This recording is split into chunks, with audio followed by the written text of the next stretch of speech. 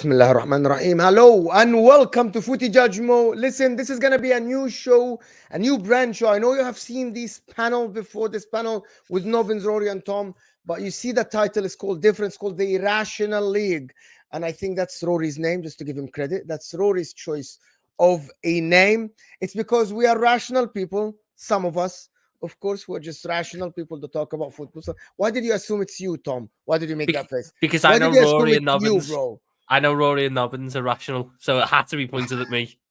And let me explain to the people. This is going to be twice a week, Monday and Friday. We'll talk about the games. We'll talk about breaking news. We'll talk about everything twice a week. We'll preview the games. We'll actually review the games. I know you guys like this panel, but so this is going to be hopefully consistent if the guys can actually make time. Of course, it's called the Rational League. So I want you guys to help the show, share it everywhere if you can. Subscribe to the channel if you're new. Like the video now so we can get it to more people. Like the video for watching this on the replay. Today we'll speak about Phil Foden, Player of the Year award by the Football Writers. Of course, we'll speak about Man City, who apparently are innocent of the charges, and the Premier League are looking for an exit strategy, as LB says.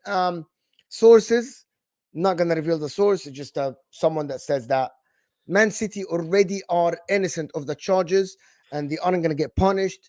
And the Premier League, and they are pursuing everyone that called them guilty legally, of course, as you guys said. And we'll talk about the game yesterday. And also we'll speak about what else?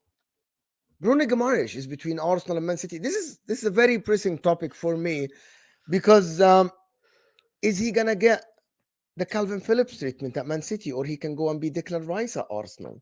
That's very important, of course. So hit that like button if you just joined, guys. And I think, where do we start? I actually don't know. The charges or the Foden or which one? How is everybody doing? I know a lot of you guys are sick down there, ill. Yes, we've been relegated to the bottom because we both are contagious. Actually, who's top of the league? Us. And I won the league, so I deserve to be respect our imaginary points from our game in hand. Respect them. Imagine. You're playing Tottenham. They're going to be actual points soon enough. Yeah, that is. Yeah, no, they'll turn up. They were horrendous yesterday, by the way. Can we just say Tottenham were horrendous yesterday? Spurs have played this game before. I was telling HUSAM yesterday, people are taking it easy.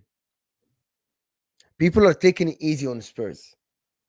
The novelty of Postecoglou is worn off. I'm now just seeing a man go insane, saying set pieces are not important. Set pieces are vitally important. Hence why I look at a team called Everton, who are fucking 15th, should be 15th, but they are 15th, and yet they have the fourth best defense because they know how to defend set pieces. You are sitting there in ignorance because you go, might, sitting there like that, getting done on every set piece by Chalobah and Jackson and Havertz and your own player, and every set piece looks threatening against Tottenham. And you're just going to be ignorant to that fact. You're not going to try and change anything. And then you go up the other end. I don't think Tottenham have much threat from set pieces. They don't. Romero wins a lot of headers, but not a lot of them. But I think he is the top scorer, but he seems to win a lot that go wide or hit the post or whatever. But it is unbelievable. Like I kind of get the whole, when it came to their style of play, I kind of get the whole, like, we're not changing, stubborn, this is our style and we're going to stick to it. When it comes to just practicing set pieces, it's almost like he's actively choosing not to practice set pieces because people keep saying to him, do you think you should practice set pieces? And he's almost like in defiance saying, no, we won't practice them. And it just looks embarrassing when you then go and concede set piece after set piece after set piece. And it's embarrassing, the set piece goals they concede. I mean, the one yesterday, the second one more so. Son and Højbjerg do not talk to each other at any point. Both of them run to the ball, realise they're not going to get there, try and run back to the line and run into each other, and then wait for the other one to kick it away. No communication, and it trickles in. Like it was just. It would be very Tottenham for them to not get top four after the way they started the season. That's the only thing I can say about them. I don't think they will now. It's going to be Villa, isn't it? It'll be Villa, probably, yeah. But and also they're their own worst enemy, Tottenham. It's ignorance. It's the history of. I mean, it is literally, it will be a Premier League record if they don't get top 4 in terms of the start to the season they had, the first 10 games. No team has ever accumulated that many points after 10 games and then not got top 4. So except Tottenham. Yeah. I do have my I'm pretty sure I said this on the stream. I do have my favourite ever Tottenham fact, which is Tottenham Hotspur are the only team to finish above Pep Guardiola and not win the league before. Yeah. Yeah. Like it could only be Tottenham that happens to.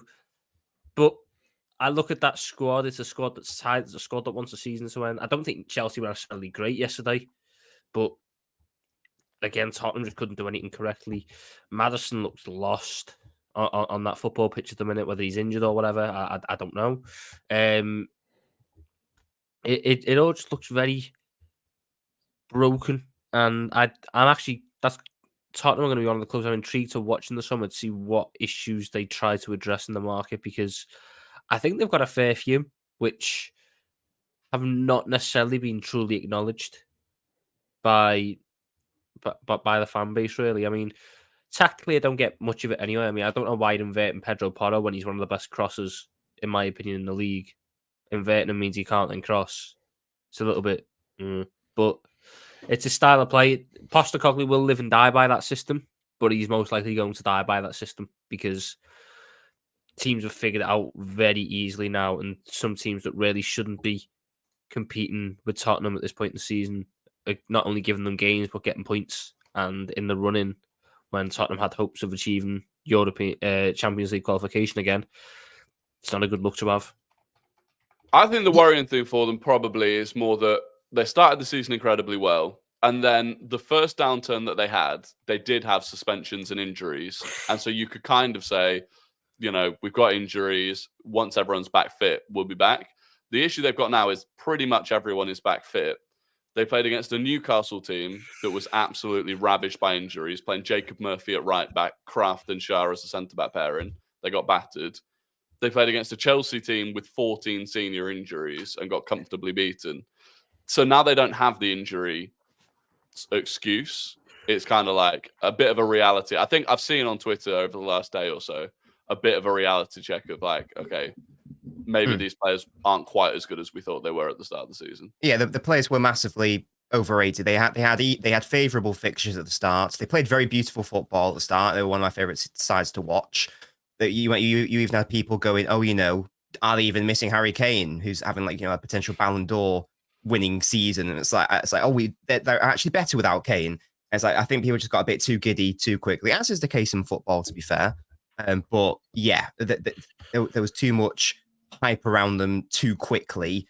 I do still think there's a brilliant manager in Postecoglou. I still think there's some very good players at Spurs. I think that, but it is pretty obvious, as we suspected before the start of the season, they are still a fair few pieces short of being, you know, like a title challenger or whatever you want to say. There are some good pieces in there, but they need more, to be honest. Like, you know, if they'd have kept Harry Kane, that would have been a very interesting team to watch this season, because I think one of their biggest problems. Yeah, it's hard to replace Harry Kane because it's like the problem we're going to have with Richarlison's a shit player. I can touch on him later, but I've never liked him. But it's like the problem we're going to have with Salah. You can't just buy one player to replace Salah. You've got to try and replace him in aggregate. Tottenham couldn't buy one player to replace Kane. They've got to try and replace him in aggregate, and I don't think they've done that.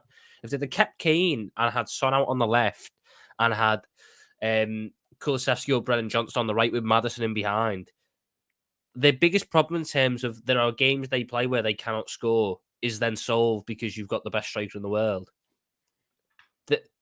I think they could have been a little bit closer to... I certainly think they'll be above Villa, but I think they could have been a little bit closer to putting themselves in this race.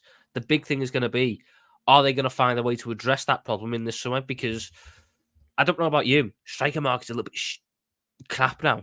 I don't really know what top strikers are really available for a club like a Tottenham to go for, because like you look at the way it's spread out now, you got gambles on players outside the top 5 leagues, or even in the top 5 leagues, but some mid-table clubs. The players that there is a decent rep around, they're already 80, 90, 100 mil. So Tottenham are going to have to go one of two ways, and they've got to decide very early on.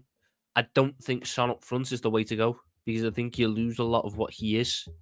And I also think that Tottenham's style of play is sort of limiting Son a little bit because they don't use him nearly as much as they should do. Like yesterday, how many times did he touch that ball in the first half up against Alfie Gilchrist? No, I think neither him or Richarlison had a touch inside the box in the first half, which is that's part of the problem. You've got to get your best players in the positions for them to do the best work. Yeah, I think the strike. I mean, the thing is because they don't spend like under Levy, they just don't spend big money on individual players. I don't know what their record signing is, but typically is it they still don't. Ndombele? I think it might be. Yeah, it's like 60-ish million, was it? Something like that. And I think because of how badly that one went as well, that probably has stung Levy from doing it again. So, yeah, no, the striker market. To be fair, like Ndombele is still Tottenham's record signing, but out of the last 2 years, so 22-23 and 23-24, they have got that covers from number 2 to number 5 in terms of record signings in Richarlison, Brennan Johnson, Romero, Maddison. Now, albeit only 2 of them have been successful when Maddison's had a bit of a fall off, but they are willing to spend that money. I don't think they spend it wisely. Like I don't think that the structure at Tottenham is built well enough to build a team that can challenge for the title. I don't think they identified the correct talent for it. I think that they get some good signings like Van der Ven. I think he's been a good signing. But when you then look at, they've spent, 113 million euros on Richarlison and Brennan Johnson. Getting a Van der Ven for like 35 then doesn't carry the same weight because the business up top has been horrendous. Look how long it took them to find a good right back. I mean, they bought Doherty, they bought Jed Spence, they bought Emerson Royale. Eventually, they got to Porro, but it took them a long time to get to that point. It's a lot of wasted money, but I don't know. Next season, I feel like Tottenham recruitment is at that point where they are trying to do it all data, but they don't know what the data they need to look for is. So they're looking at face level stats. My club, I can only say it because my club done it. We bought Simon Mignolet because he made the most saves in the league, and then realised when he's in a team where he doesn't have to save a shot every 5 minutes, he's a bit shit because he switches off. Can I ask you guys something for real? We bought Stuart Downing because he put in the most crosses in the league, and then sold Andy Carroll, who was the one reason he was bought. And then sat there and went, why is he crap? All of this is all right and everything. I was the one who advocated for Spurs in the beginning of the season, and I kept telling people I refuse to be anything but objective. You like a story. You like a story, Mo. You'd love for Tottenham to be in a title race because you have so much content to make about it. I said Spurs fourth place, to be fair. Can I just finish? Just because I have a question that is very important, right? So I advocated for them, and I didn't believe in the Spursy thing. I have no explanation why the players that could pass the ball can just suddenly, after coming back from injury, just cannot make the same exact pass, not under pressure. I don't know why. And it's not one player or 2 players. It's about like 5, 6 players. The only player that improved is Romero. Everyone else fell off a cliff. Simple passes are being missed. Simple crosses being missed. Everyone. But I made a show, but that has no explanation for me other than that word Spursy and black magic is real. It's absolutely real. What is Spurs' aspirations? I made a show, Arabic show. I tried about a year ago to make an Arabic show. And I literally made it called The Big 5. Literally, by the way, excluding Spurs. The reason why, because when you're near the top and you don't win trophies, you cannot have a chair. You cannot have a permanent chair. It's in and out, right? What is Spurs' aspirations? If your manager is coming out and saying stuff like, this is who we are, mate, that means you're stubborn and you might get anywhere. What's the aspiration for Spurs? What do we think Spurs will do? Well, it all depends on like what their owner's willing to invest, doesn't it? But they spent money, Nobins. They put in the money over the past 2 years, by the way. Spurs paid over 250 million. Or more than that, from Richarlison to Romero to Van der Ven to Pedro Porro to Richarlison to Brennan Johnson, Solomon. They spent money. They got Bissouma. You can call Maddison. By the Vicario. Spurs literally spent a lot of money. Not enough and not in the right places, clearly. How much was Richarlison? 60 million, was it? 60 million. That's a lot of money for a forward. Yeah, but and it's not the right signing. It's too much money for that one player. Like they need to spend, well, they either need to spend more money generally, or they need to spend money wiser. Like with that Brennan Johnson signing, for example, I actually think it's been all right. But if I was Spurs and I was looking at a Forest forward to sign, get Iwonyi. Get Iwonyi. Get the striker who's like one of the best nines in the league, and they need a 9. I thought that would have made much more sense than getting Brennan Johnson, to be honest. Get Chris Wood, apart from when he plays against Man City. Well, exactly. So I don't know what their aspirations can be outside of, you know, what they were under if they continue this model, outside of what they were under Pochettino, which was, you know, try to not spend as much as the big boys and wait for an opening where the team is weak, i.e. the Leicester season, and try to then win a title. But obviously that didn't end up well for them. You know, Dortmund have been trying to do that for 10 years, you know, waiting and waiting for Bayern to slip up. They slipped up last season, but they didn't actually capitalize on it. And now Leverkusen have. So I don't actually know what the solution is for them. If you are a Spurs fan and you have title aspirations, then I don't know if that's realistic, to be honest, because you look at the landscape, you look at Arsenal, where they are, look at City, where they are, you look at Liverpool, where you would imagine they will be in a couple of years. Newcastle will come in. I think that's the thing as well. We talk about this big six. I've said ever since that Newcastle takeover happened that, you know, it's probably going to, it's not, I don't think it's going to be a big 7. I think the Newcastle will just come for someone's spot, and Spurs are at risk of it being them. So I don't know what the solution is, if indeed there is one long term. Tottenham don't look like they want to win trophies. Their fans do. I don't want to put that towards the fans, because the fans want to win a trophy.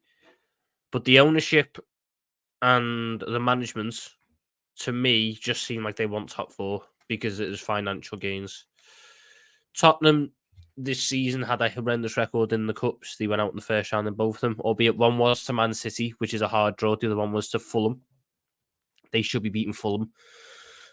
Their recruitment, yes, they've spent a lot of money. They've not spent it very wisely. Ultimately, Ange Postecoglou is probably their best bet for a guy to back for a number of years. The crucial word there is back him. Don't just then punish him for other managers' misgivings and leave him stuck with a squad that doesn't suit his needs. You can see that there's, when it's going properly, a lot to like about Tottenham in terms of how they play, in terms of the players that they've got. But as I said at the start of the season, the squad depth isn't there. They've got a decent 11. When they're all fit, they've got a decent 11. But the squad depth isn't there, so you can't rely on that. And tactically, it's a little bit naive. How are those issues going to be addressed in the summer? I have no idea, but they need to be if Tottenham wants to suddenly become a serious club, because whether anyone likes to admit it or not, they are a little bit of the laughing stock in the top 6, and that's even with Chelsea being as crap as they are, because you can laugh at Chelsea, but there's almost a bit of respect where you go, yeah, but look at what they have been. Look at what they've won. Even, 3-4 years ago, they won a Champions League. With Tottenham, it's remember that League Cup in 08? That's it. I don't even remember that League Cup, bro.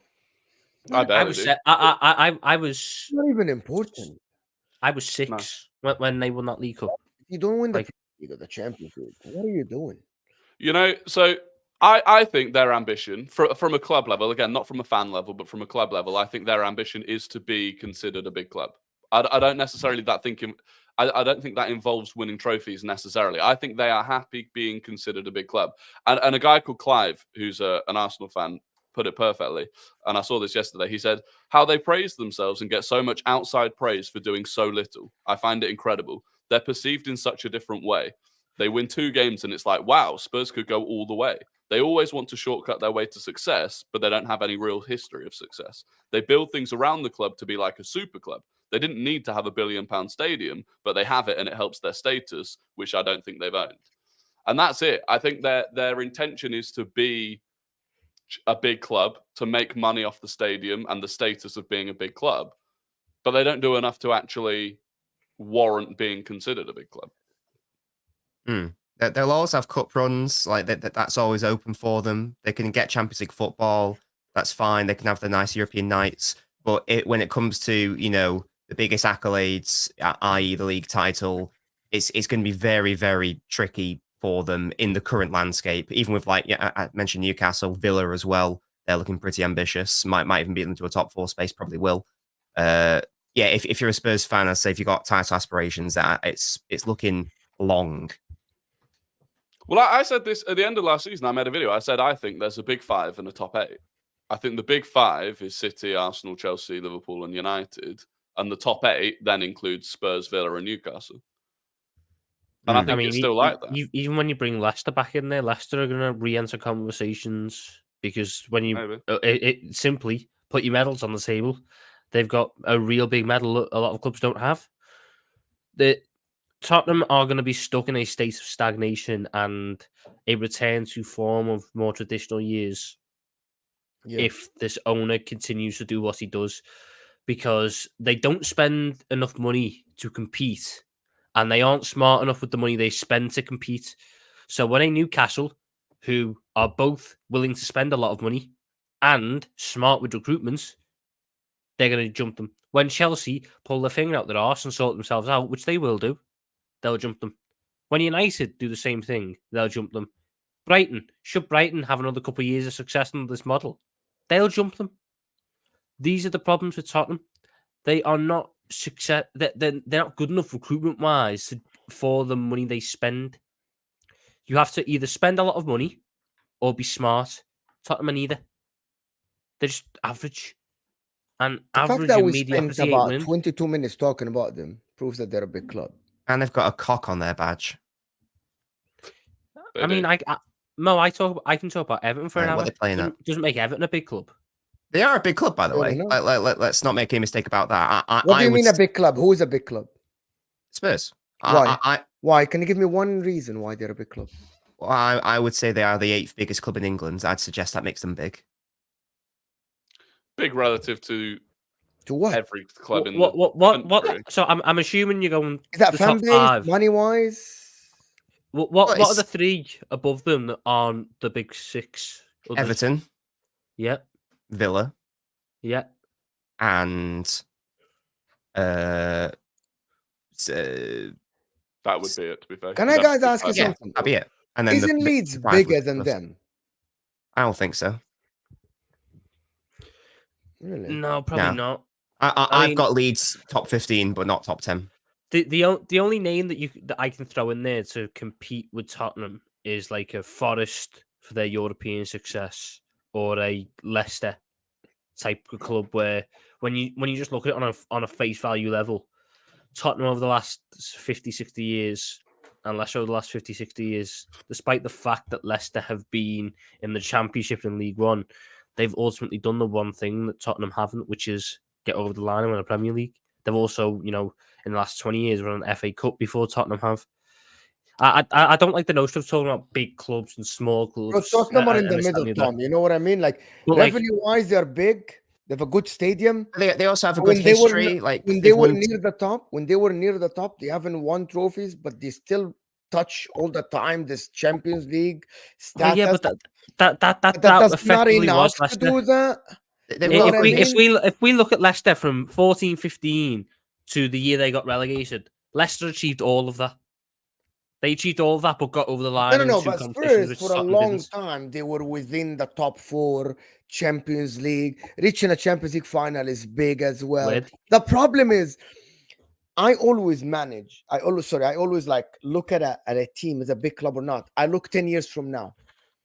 If Spurs don't win trophies 10 years from now and keep getting 7th, 4th, 6th, 8th, 4th, and I'm look 10 years from now, we won't remember this period when Spurs were consistently getting to Champions League and getting top 4 and challenge that. We won't. I promise you, we won't. I've seen this a lot. Do you know Everton? There used to be something. I don't know. Tom, you're old enough to remember this. Everton Cup. Does anybody remember what is that? Everton Cup? Being 5th in the league, in the Premier League, used to call the Everton Cup. That's in 2006, 2005, 2004, right? But nobody remembers that.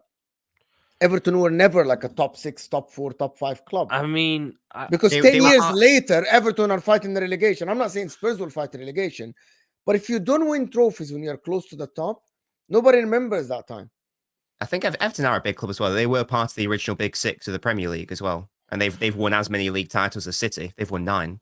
They're a big club. Spurs are a big club. They've won. Spurs have won like 3 league titles, guys. I mean, two league titles, 2 UEFA Cups. Their average historical attendance is very high. Their average league position ranking is very high. It's like top 6 or something. They're obviously sorry, go on. But okay, sorry, I should let you continue. But the issue is when they won those titles, because that does put them, surely, if you're using those, then surely you start talking about the Forests and teams like that. And Aston Villa. Yeah. Well, I think Aston Villa are bigger than Spurs. So yeah. Forest? I mean, look, I look at this. Not Forest. They had like 2 or 3 years of success rather than different. I've just pulled it up here. Do you believe in the Premier League? Go ahead. In the Premier League, Tottenham have finished in the Champions League spot 6 times. So that they were a Champions League team. 6 times in 30 years. Yeah, 6 times. Like they were never this team that was always in about 4th. Their first time in the Champions League from the creation of the Premier League was 09-10. Wow. The league started in 92-93. So that's it's all about the money, though. It's all about the money then. That's 17 years without Champions League. And then they had that run under Pochettino, where they were in it, 4 years on the bounce. In 18-19, 17-18, 16-17, 15-16. Right. Then back out of it, got back into it once under Conte. They're going to miss out again this year. Ironically, one of the things Tottenham is most remembered for is qualifying for Champions League, and they're not even getting it because Chelsea took it off them when they won the Champions League. Like that's kind of Tottenham's legacy. This is why I don't like putting them in these conversations. They're in them conversations because of either what they've done miles ago in the past or because of location in London. Yeah, then I just look at it and go, if West Ham had made better decisions... fantastic, though. It's absolutely great, though. For me, we're talking about infrastructure. That's not a football club. That's not the football team. I don't look at a football... I think Elland Road is a fantastic stadium. I wouldn't then all of a sudden go, Leeds should be there because Elland Road's fantastic. No, it's about what the team does ultimately. And Tottenham Hotspur as a team simply have not been that. For me, there are like... I know it's all subjective and talk about big club is largely irrelevant, but it's all a bit of fun, isn't it? But for me, there are different tiers. So in the top, for English clubs, so in the top one, you've got like the giants, i.e. Arsenal, United, Liverpool. Just below that, I think you've got like, City, Chelsea, like sort of like newer money clubs who are really good now, still have a strong history, etc. But obviously nowhere near the level of those 3 yet. And then below that tier, you've got Villa, Spurs, that sort of area, I think. So when we say big clubs, in my head, they're obviously not in the same tier as a City, not in the same tier as an Arsenal, Liverpool, United. But in the grand scheme of things, they are still big. Again, I know big is only subjective, but yeah. I do think one of the fundamental difference for me is still trophies. It's so Spurs fans will often talk about the fact that I think in 8 years they finished above Arsenal 7 times. So they'll say, how can you possibly call us a smaller club when we finished above you 7 times in 8 years? But in that 8 years, Arsenal won 3 FA Cups and they won nothing.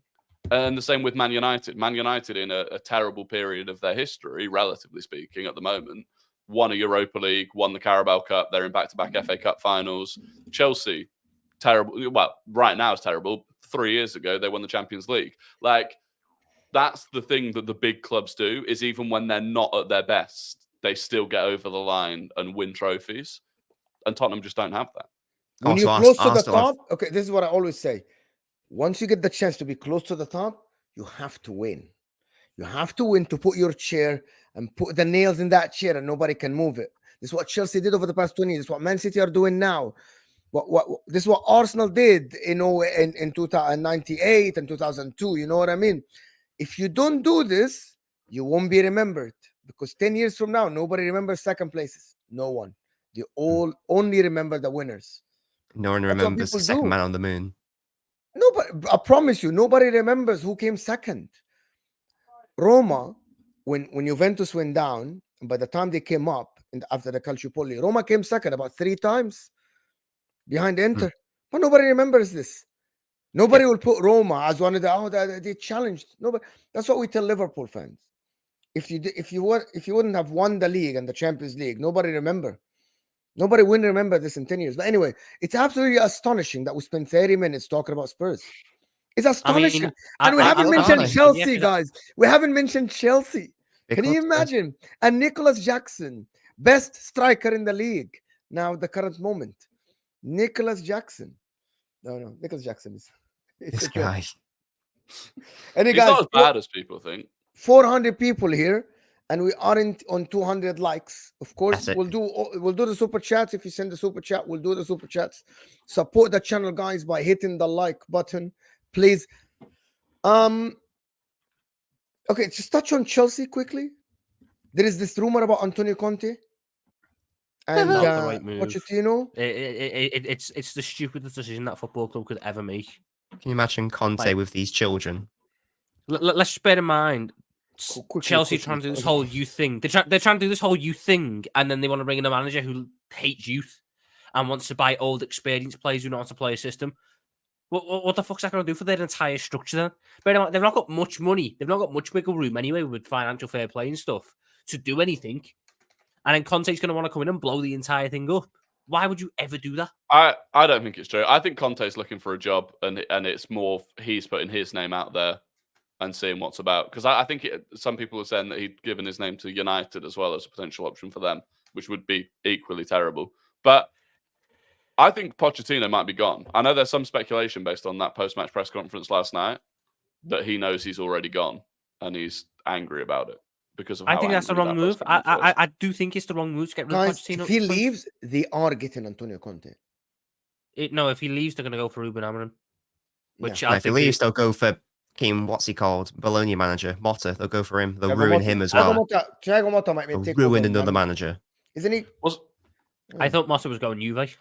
No, wasn't there that rumor that when Amorim came to London and people thought it was for West Ham, it was actually for Chelsea? And Chelsea put a statement saying that we didn't pay for that name. Yeah. Amorim just for some reason nobody wants to be associated with that guy for some reason, and I don't know why. He's coming across very desperate at the minute. That man. He's too eager.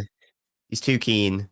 No, basically what he done, he went out on a night out with the lads and he saw this bird at the bar and he's like, oh yes. That's a bit of me, and that was Liverpool. And he sits there and he buys 4 or 5 drinks before he gets to chatting. He turns back for a couple of minutes, and all of a sudden she's gone. She's gone off with the lad. He spent 40 quid on drinks, and he's got nothing. Didn't even get a snog. So now he's panicking, and he's thrown his name out there to anyone. Anyone take him, because he's not leaving this club where he spent 100 quid tonight with nothing. He's leaving with something. And if that's Chelsea, it's Chelsea. That's West Ham, it's West Ham. But he's got to leave with something. That's what it is. It just comes across very desperate. He's using journalists now for it. His agent's trying to push for it. I don't know. I think it's the wrong move to go Chelsea. I don't see why Chelsea would get rid of Pochettino after this season. Has it been as successful as they wanted? No. But all in all, considering the problems that squad has faced, considering the building of that squad, it isn't very good. So what Pochettino's achieved there and what he's finally starting to get across, which is some ideas, that's something to build around. Is that HUSAM? It's something to build around. Yeah, HUSAM. No, because what happened to you? You got more white. You got younger. If this was HUSAM, guys. If this was HUSAM, he'd be sitting there going, "Well, I'll get rid of Arne Slot and bring in Pochettino." You know, he literally said that. By the way, he already said that. He already said that yesterday. He said, "I would replace Arne Slot with Pochettino." I think Pochettino. He's gonna die on the sell of Pochettino thing. Yeah, look, Pochettino's done a decent job. I don't think they should sack him. I certainly think sacking him now will be the wrong move. I think Conte is a must for Chelsea. Actually, how is he a must to make men out of these guys? Get 3 signings. But the whole point is, Mo, they are children at this point, and you need to keep them as children to develop them before they become men. No, you don't. Yes, you do. 23 years old. Make men out of them. Get them the Ivan Toney. Get them another experienced defender. Get them another experienced midfielder. And that's it. No, but what is that going to? Because it's all about expectation. What do you expect Conte to do? What do you expect Conte to do? Do you think he's gonna get? Do you think Conte will get top 4 with these guys? No, I don't think any manager in the world gets top 4 with these guys. Not next season. You don't think? No. I think that's massively disrespectful to the rest of the league to think that Chelsea side can come in. Are you seeing the league? Are you seeing Man United? Do you watch the Premier League? Do you see the Spurs? I'm seeing Liverpool, Arsenal, Man City as pretty much guarantees for that top 4. And I'm seeing Newcastle only getting better. I'm seeing Villa only getting better. I'm seeing Tottenham logically only getting better. Well, Chelsea are still a problem. They're not going to. That's fine. They're not going to swing a 30-point gap on us in a season. I think if this season went on for another with this squad and get them top 4, that's just a logical decision. I think Conte's good for them, guys. I don't know why. I think the main issue I have is that Conte, at history tells us, is a manager who demands his own players and demands control in that respect. But they aren't idiots, and they aren't going to go for Conte.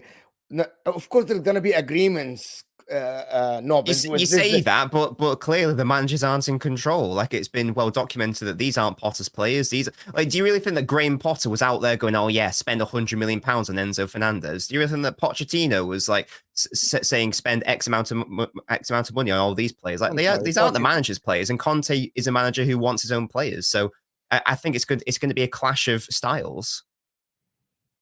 Might be, but I think if they sign Antonio Conte, there will be an agreement about the players he's gonna get in the summer, and he has to work with them. I think you're placing too much faith in the Chelsea board, and you assume that they have any amount of humbleness. These guys do not. Maybe, probably you're right. I think they know better than anyone. They will do what they want to do, not what a manager or coach tells them what they think should happen.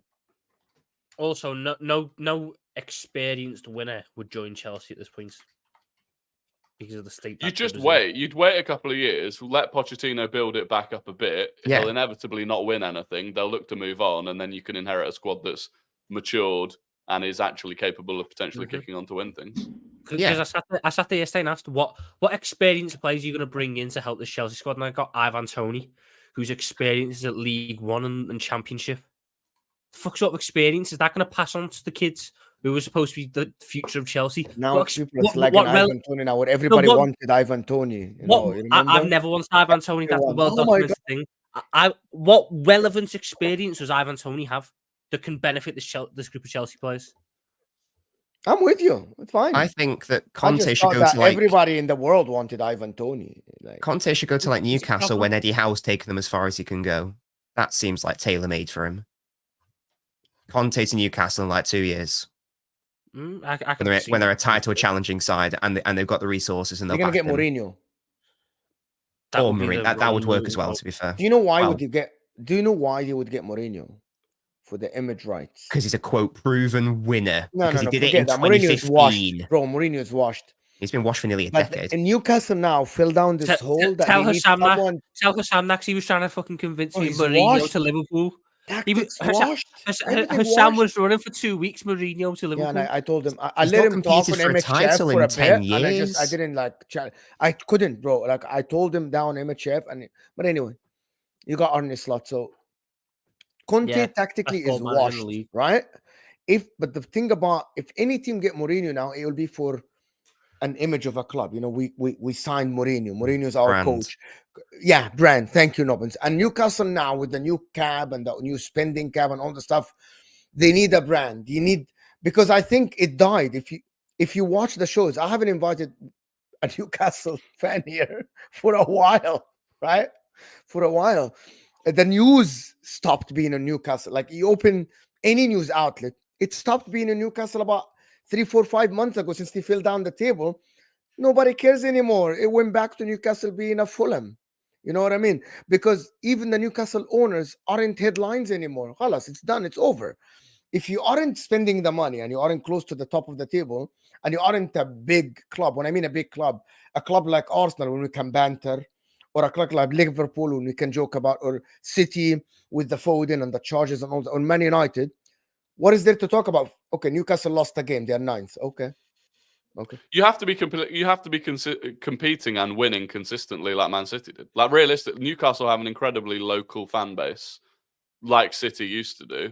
And until City were winning everything, the interest isn't there as much. So, but I don't even think Mourinho would Mourinho suddenly turn them into a global. Yeah, he's gonna curse Pep. He's gonna like Klopp is gonna leave, but he's gonna just mention turn Klopp into a circus. It'd be more entertaining, that's for sure. Exactly, it's actually true. He's gonna turn it into an entertainment. You know what? I'm telling you what. He's gonna make headlines. Every single press conference is gonna be a headline. So Newcastle are gonna be relevant again in terms of news. That brings money. That brings viewership. I think that's what they need now because Eddie Howe is quiet, bro. It's quiet. That I don't know if Mourinho's got that pull anymore. He does. In Italy, he always made headlines with Roma, even though they were ninth. It didn't matter. Mourinho was always going to have a pull because it's Jose Mourinho. But is it going to be a pull that will push a side to the correct level? No, probably not. The thing with Conte is Conte has similar problems to Mourinho, but Conte at this point in time is still better than Mourinho. Much better manager. Conte survived the evolution of football a bit. Mourinho didn't at all. Hence why you're seeing him now throw ideas to a wall and hope it sticks. You know what I'd love for Mourinho? Because Mourinho is still one of my favourite managers of all time. I wish he'd just go into punditry. Why is he your favourite manager? This is grim man. Why? Mourinho, because I just think as a manager, he's one of the greatest ever. I loved the way he see out games. I loved the way he would manage a game. He didn't do it though. He didn't do it the nice footballing way, and I don't necessarily like the nice footballing way. I like being a bit of a bastard, and Mourinho was that, and he had success with it, so he's always going to be one of them. But I'd love to see him get into punditry. I remember when he was doing punditry on Sky Sports a little bit before he got. He does punditry for being sports in Qatar for the Arab. Oh yeah, no, because I can watch that, can't I? It's in English. Do you think it's in Arabic? Bro, they have English news. I cannot watch beIN Sports in England. You need a VPN. You have IPTV. No, that's illegal, Mo. Are you suggesting just because I'm a Scouse I do illegal things? Guys, if a VPN company this is regional profiling. Outrageous. It is absolutely fine, by the way. That's we are fighting the big corporations that scam English people for £30 a month. 30 pounds. Yeah, try like 90 or 100. 90 or 100 to watch the Premier League games. That's how much you got. It's 60. You know, Peacock Premium here in America. More if you want $60. It's $60 a year, and you watch the majority of the Premier League games. Yeah, crazy. Every game probably $60 a year here. Sky Sports, TNT Sports, Amazon Prime, La Liga TV. Wow, at least 4 subscriptions. If there is a VPN company that can sponsor this show, I'm here for it, and I will advertise it. It's not illegal. If you use VPN, it's not. Yeah, if that VPN company wants to find me a way so I can watch Jose Mourinho's punditry, I'll be the biggest advocate you'll ever have. Because I love this punditry when he was on Sky, because everything he said inevitably ended up happening. I remember him calling out Rashford and saying he's a left winger, not a striker. All of a sudden, Rashford goes out on the left and starts scoring lots of goals. Starts looking like the player that he once was. Mourinho's a very smart man, but football has evolved beyond Mourinho. Yes. And his ideas. Guys, we need more likes because we aren't even on 200 likes and we're almost at 500 people here. Right, guys? The like button underneath the live chat, and shut up, Ziad. Is that give us Grealish? Bro. Yeah, sure. Make sure to check out Ziad's zone, guys. Make sure to I would love to watch Pochettino try and manage Jack Grealish. I'd love to see Pep want to relinquish Grealish. That is never going to happen. How many players are above, like, what players are the only ones above Grealish in terms of untouchable? Because Pep loves Grealish. Yeah, the big names, obviously, your Foden, Haaland, Rodri. KDB? Yeah, I suppose, because it's De Bruyne, obviously. But, yeah, like he's up there in that borderline. Ruben Diaz? Nah, I think he'd get rid of Diaz before Grealish. Stones? I think given Stones' injury record, wouldn't surprise me. Ake? Grealish, I think. I think he prefers Grealish as a player. Bernardo? Bernardo, to be fair, he loves him. But I would say he's in a similar category to Bernardo, though. He loves Grealish. Alvarez? Nah. No. The only other one I can think of, like, Akanji's probably another one where he'd sell before Grealish, even though I think he quite likes Akanji at the minute. The only last one I can think of is Grealish that much because he's a nice guy and celebrate shirtless. Yes, that's exactly why. You hit the nail on the head. They like Grealish so hit the nail on the head much. there. I like him because of his rippling pectorals and his calf muscles. The guy is a pass-back merchant. 100%. He was a passenger in our treble season. Irrelevant player. Can't control the game. Can't control tempo. Can't control anything, can't magnetize and drag players over. Bro. Irrelevant ass player. I hate that Pep likes him. Get him out of my club. I don't think Pep likes him. All he's good for is baby cows. All he's good for is baby cows. Get him out of here. Genuine Nobbins, would Grealish get in over Mudryk at Chelsea? He should do. Yeah. Grealish is a much better player than Mudryk, but Grealish is a player that a lot of managers won't know how to use properly. Why do you think Mudryk should? Because he's not a quick winger. No, Mudryk, bro, Mudryk, he's trolling, bro. I was going to say Mudryk. Yeah, Mudryk. And that's TikTok Rory. Ass compared to Grealish. Let's not be having any of that. TikTok Rory. No, but do you know what? I'd way rather watch Grealish at Chelsea. I bet he'd have more freedom to actually. Good. Good segue. Foden Player of the Year. Yeah, well, Football Writers Player of the Year anyway, yeah. Football Writers. Guys, Foden won Player of the Year. I had an outrageous take yesterday. My dreams are becoming a reality. Tuesday, no. When Real Madrid played, and I said that Foden should have left Manchester City for the good of him. He won Player of the Year this season, and I know why. Because he was left to express himself. Number one, do everybody here think that he deserves it? Well, can we just clarify? He won the PFA Writers Player of the Year, no? Or the it's the Writers Player of the the Year. He won the one that Henderson won. Yeah, back in 1920. But Kevin De Bruyne won actual Player of the Year. It's not irrelevant. I think it normally correlates. To be fair, I think if City get over the line in the Premier League, Phil Foden wins Player of the Year. I don't think there's much argument over that. Why does that matter? For me, if the margins are too small, it shouldn't. If it's 1.2 points between the teams, I don't think it should matter. We talk about it shouldn't, but it does. In the same way that the Ballon d'Or requirements, it shouldn't matter if X happens, but it does because people are humans. But if we talk about if we talk about what should matter, it shouldn't matter if Arsenal win the title from here to the end of the season. Whoever you think should win it because the final 2-3 games of a season shouldn't really change the outcome of a whole 38-game season. It's still good. In terms of who you think's the best player, sorry. It's still good.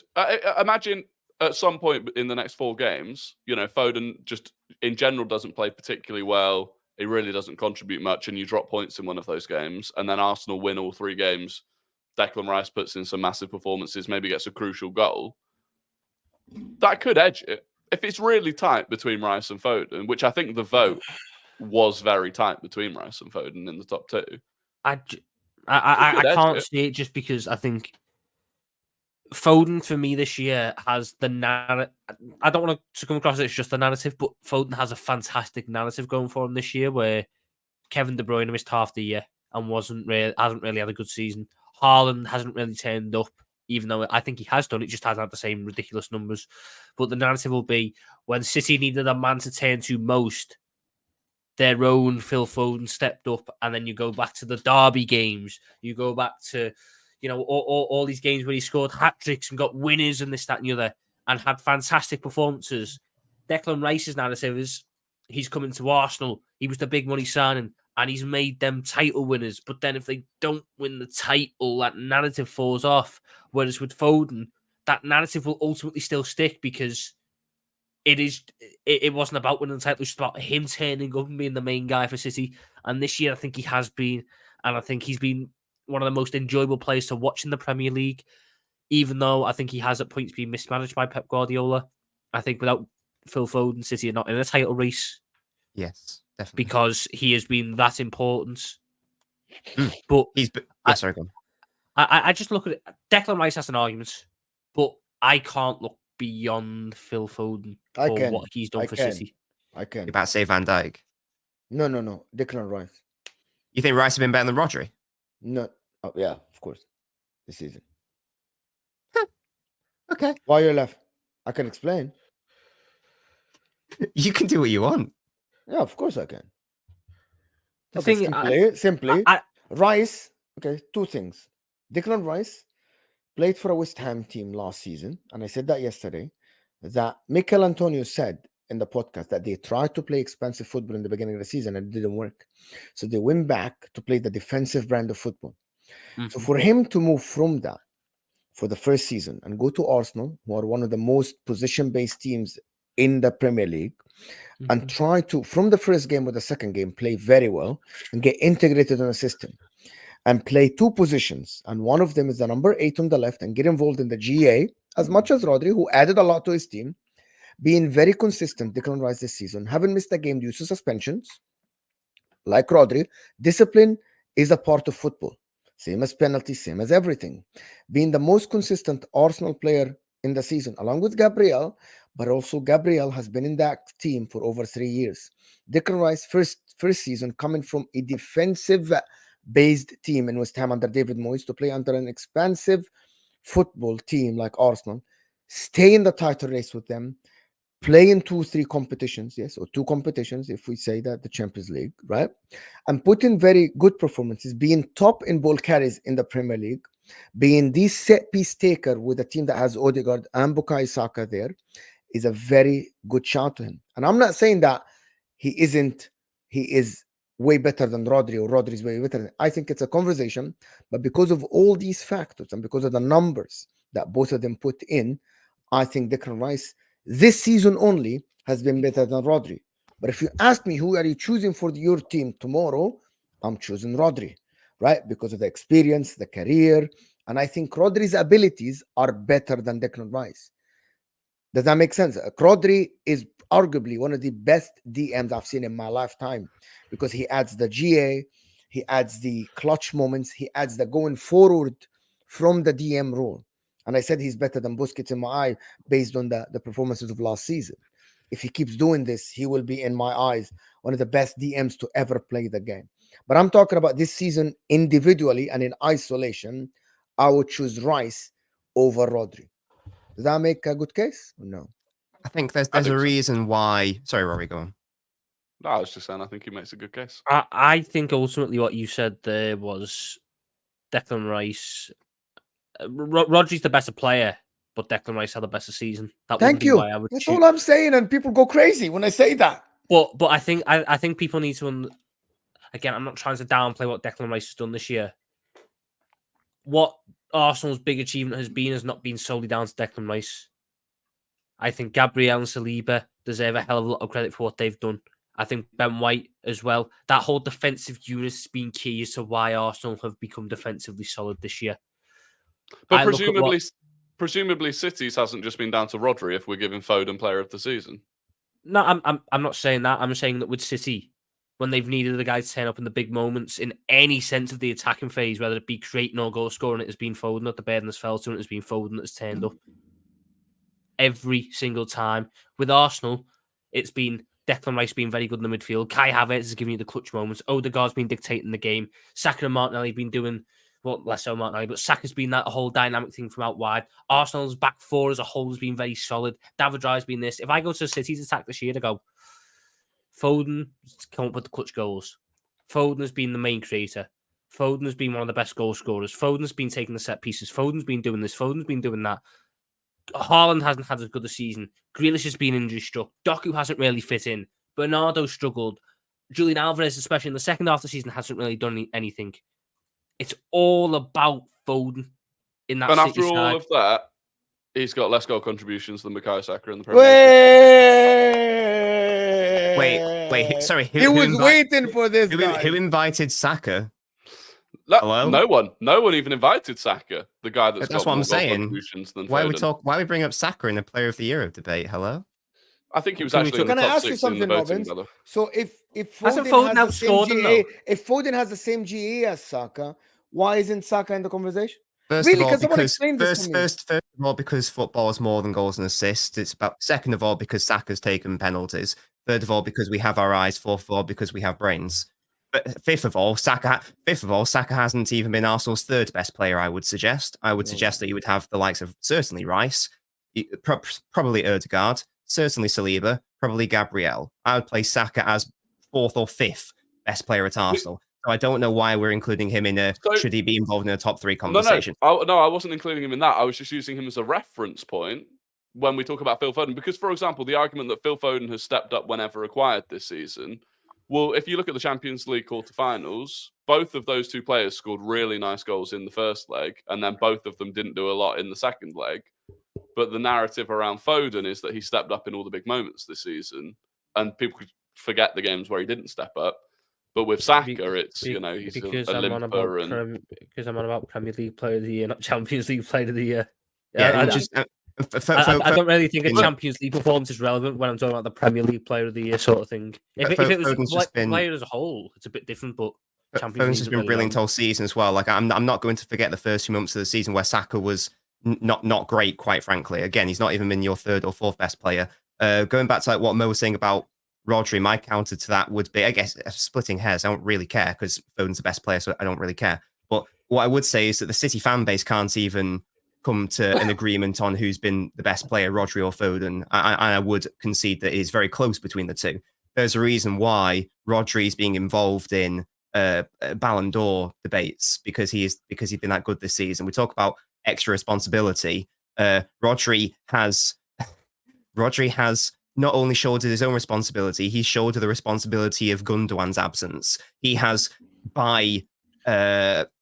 by force been turned into an all-phase midfielder overnight out of nowhere. He's had to shoulder the responsibility of being Gundogan in terms of being involved in all phases, the first, second, and third phase, and also being involved in scoring goals and scoring clutch winners and just being decisive on the pitch. Foden has been our best player. Rodri has been our most important player. There is a big distinction there. That's why you can say, if you want to say Rice's been better than Rodri, you can go for it, but I'm not going to agree. And if we want to talk about Saka, then, again, I don't know where we are if we're trying to include... I love Saka, by the way. No agenda. Well, people in the chat are, just an FYI, people saying he's been as good as at Foden this season. That's shite, to be frank. No, people just saying in general this season he's been good, and also his output has been the same because we're including penalties, which as we know is a false dawn. Like come on, let's not be disingenuous. So Foden doesn't have the bottle to take the penalties. There's no shame in that. That's fine. Right, that's definitely. It's not because we have one of the best number 9s in the world on the pitch. It's nothing to do with that. Foden's a good penalty taker, by the way. I think he's only ever missed one in his career. He's quite good at penalties. To be fair, so it's nothing to do with that. Foden's actually been quite good. Foden's been quite good. People saying, right? People in the chat are annoying us saying output is output and pens don't count. No. Funnily enough, they don't count if we're having a conversation about who's been the best performer this season. I'm not interested. Otherwise, we'd be saying Palmer should be in the top 3 as well because hasn't he got like 1 million goals and 1 million assists or whatever? But like half of them are from penalties because again, it's not comparable to compare a player who doesn't take penalties to one who does when penalties are worth an XG of 0.79. It's not the same at all. It's a ridiculous notion. Again, performances are, to answer Mo's question, performances are so much more than output. It's so much more than that. Who had more output last season? Was it Salah or was it Saka? Who was it? Salah. It was Salah, I think. Yeah. Who was better last season? Was it Salah or was it Saka? Obviously, it was Saka. Obviously, and it wasn't even close. It's nothing to do with output. I've no idea what Salah's output is compared to... Shut up, Tom. I've no idea what Salah's output is compared to Saka this season. Maybe Salah's got more, but it's whatever. The pure output alone doesn't matter. I think Salah does have more on pure output-wise again this year. But again, first half of the season, it was arguable, but then Salah hasn't played. If Salah's form had not played well. Yeah, if Salah's form from the first half of the season had continued, I think he'd be in this conversation right now. So, but it didn't, so he isn't. A player who should be in the conversation is Ollie Watkins. Yes. Like that's a player who has to be in that. Stats wise, it doesn't look great because he's got like an expected assists of like 4 and got like 12 assists, so people panic about that. But on a pure numbers basis and the impact Ollie Watkins has had at Villa, yes, he's taken the side. He's been the lead of that side and taking them to Champions League football for the first time. And he's definitely been the best striker in the league, no doubt about it. And again, Haaland's got more goals than him. Now? I don't know, but Haaland's got more goals than him in the Premier League. But you won't see me here. You won't see me here going, "Oh, Haaland's better because he scored more goals than Watkins." No, I look at Haaland; he's underperformed. He's not been as good as Watkins this season. Watkins, if we're making a team of the season right now, and indeed the end of the season, you won't see me arguing Haaland should be in it. I'll be arguing the case of Watkins 100%. Because once again, it's nothing to do with he's got more goals, so therefore blah, blah. No. That's that's reductive analysis and that's outcome based analysis, which isn't even analysis. Yeah, what do you believe I have 2 arguments here, guys. Number 1, I actually believe Foden is very talented. That what happened to him in his career is that it's only shown this year his ability because he's given freedom. He's been given a midfield position and a freedom role to do what he does, dribble, do what he does in the midfield. When plays in the midfield, yes, I agree. Yes, okay.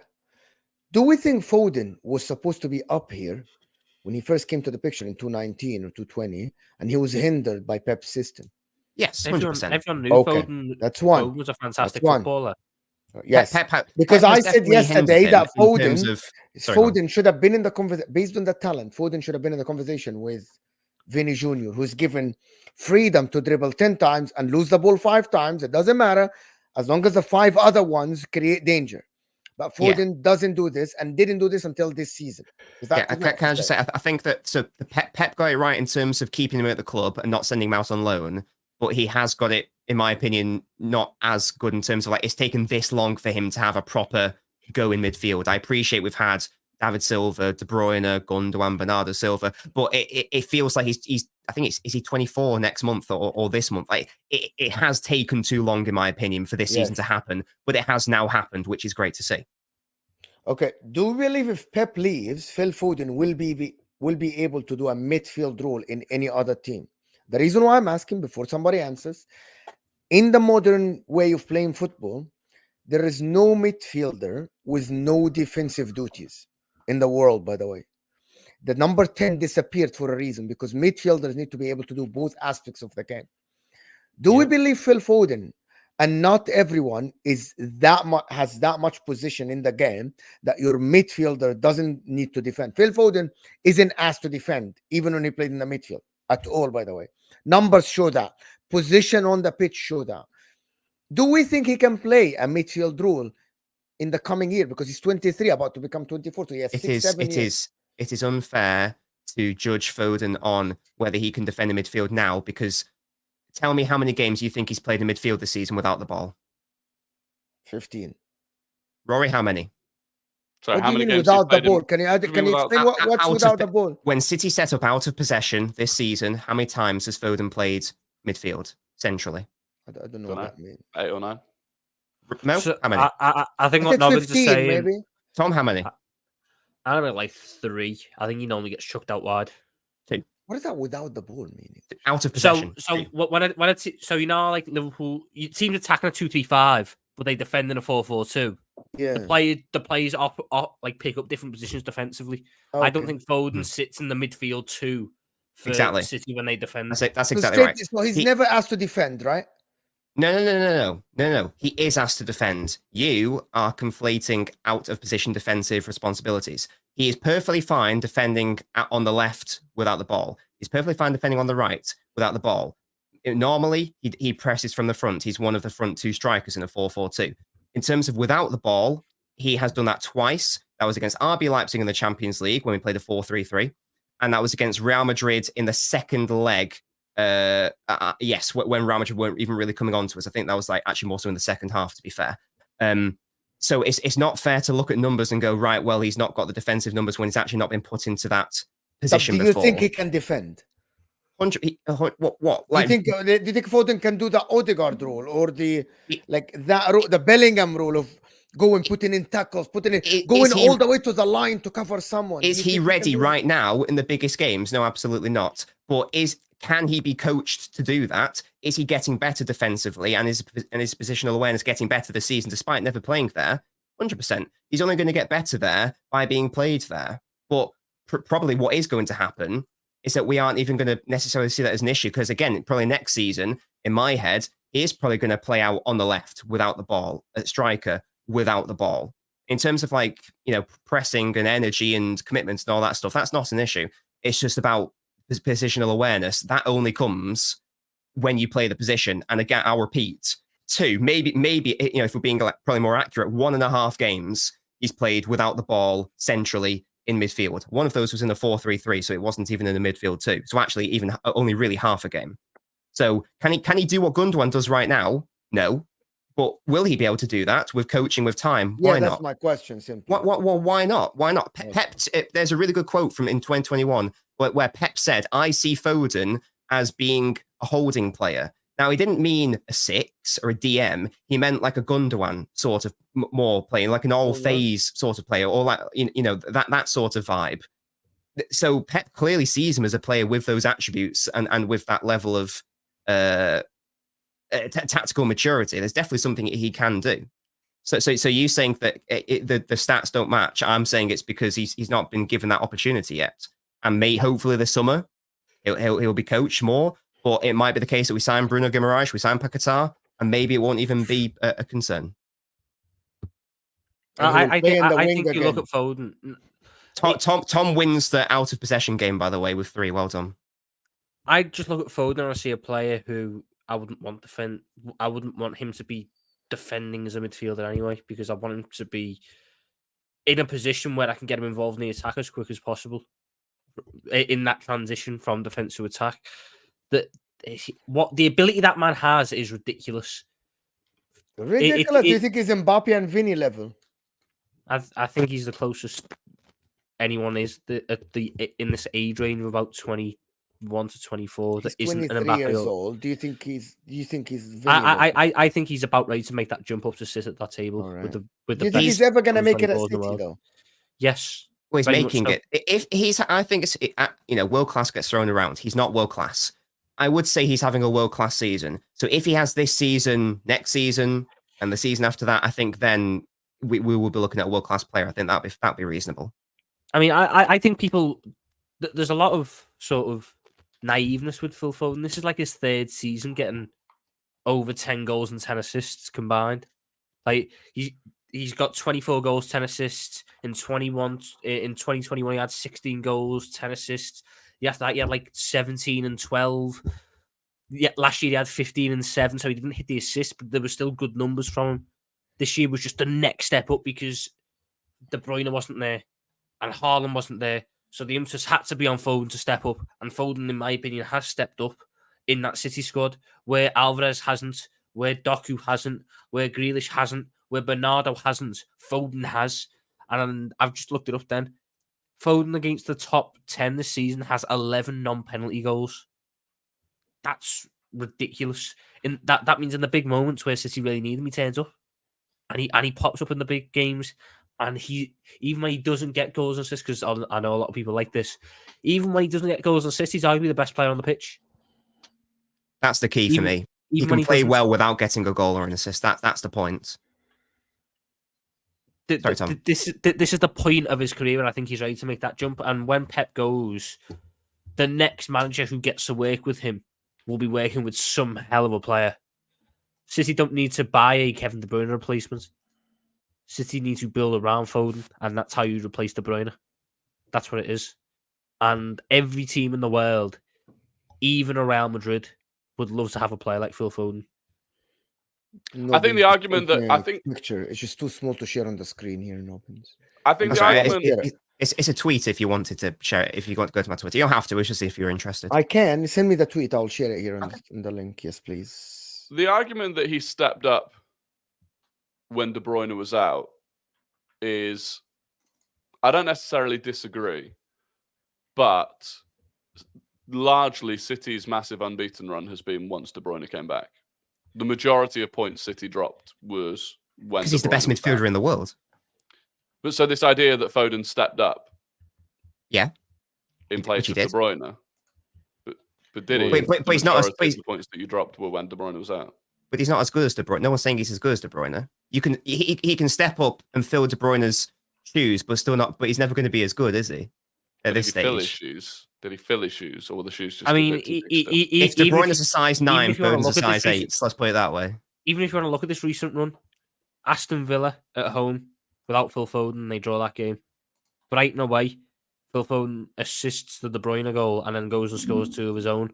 Even in the run, Phil Foden's turned up. Bernabeu away when Kevin De Bruyne couldn't play, Phil Foden turns up, was my man of the match for how he played at the Bernabeu away, which is one hell of a ground to go to. City have got more balance when KDB's got back, but it doesn't mean Foden's then all of a sudden decides to stop turning up. Without him in the Manchester derby at the Etihad, they draw that game. They probably lose that game. Better, yeah. Like he's just had a bigger lease of confidence, and he's had the chance to actually sit some games out now, because when De Bruyne wasn't there, Foden had to play. Otherwise, City were awful.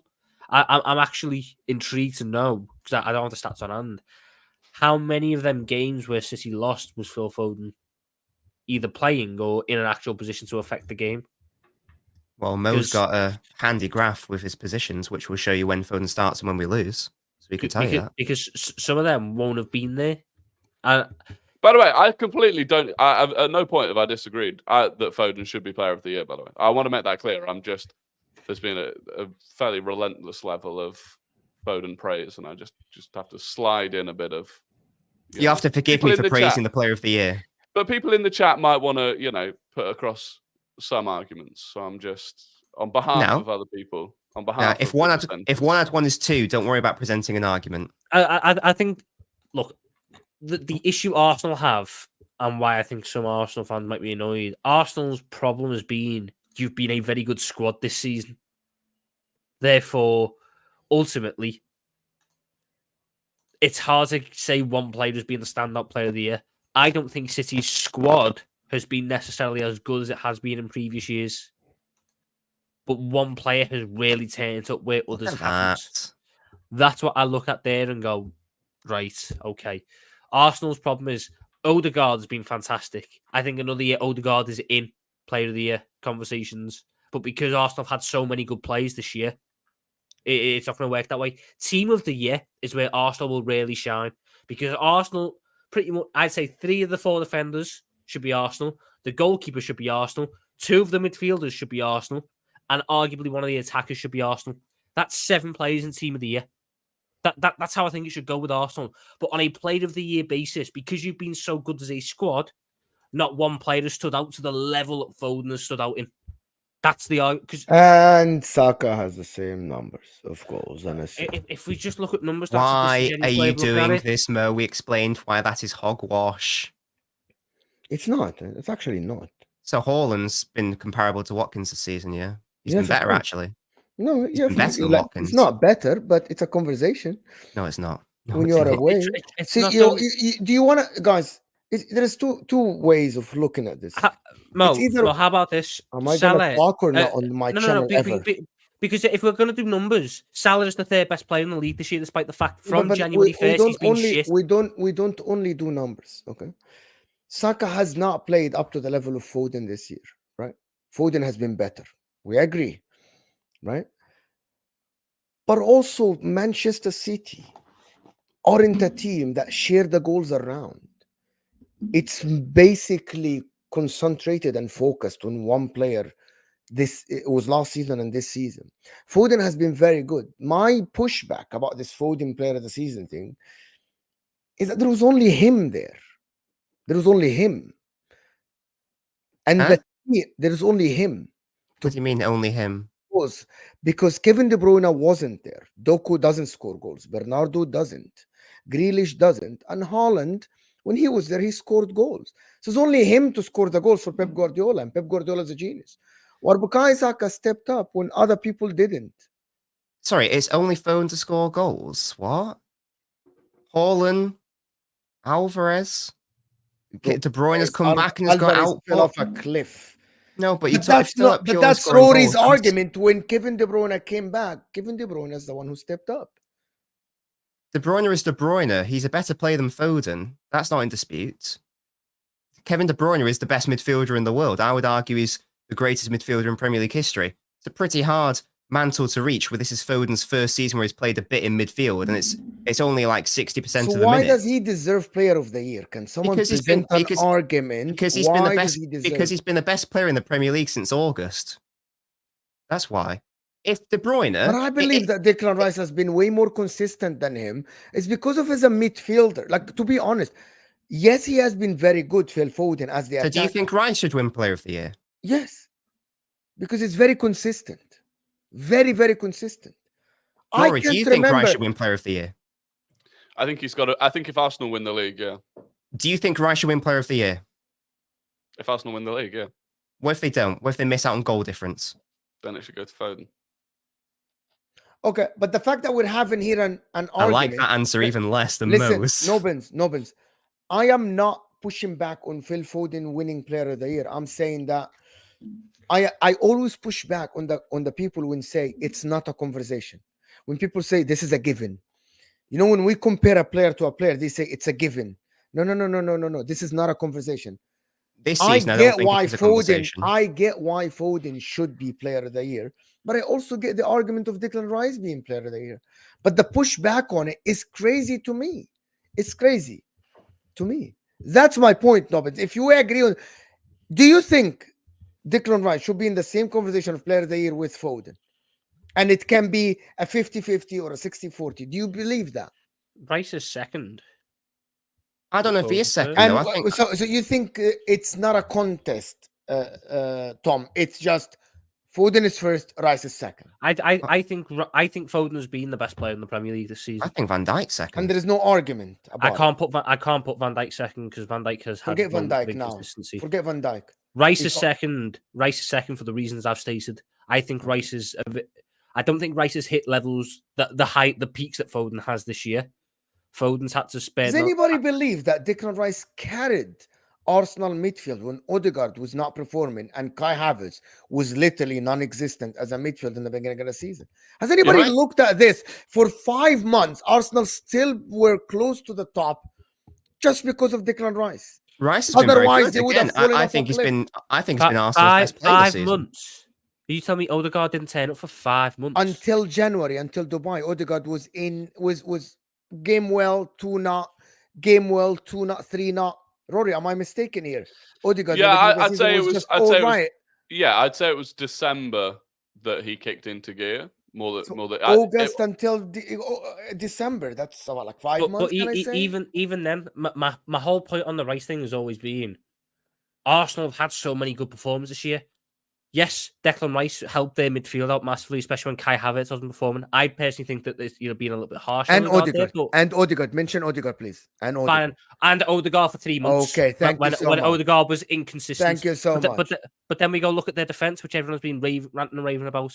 Gabriel, Saliba. Have you ever thought the defense is good because Declan Rice is in front of them? Why nobody wants to put that in the conversation? So then what? Are Arsenal just Declan Rice FC? You take them out, they start conceding 7 goals a game. Their midfield is horrendous. Yes, okay. In the beginning of the season, yes.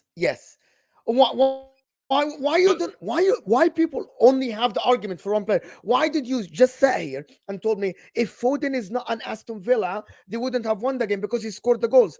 But that's fine.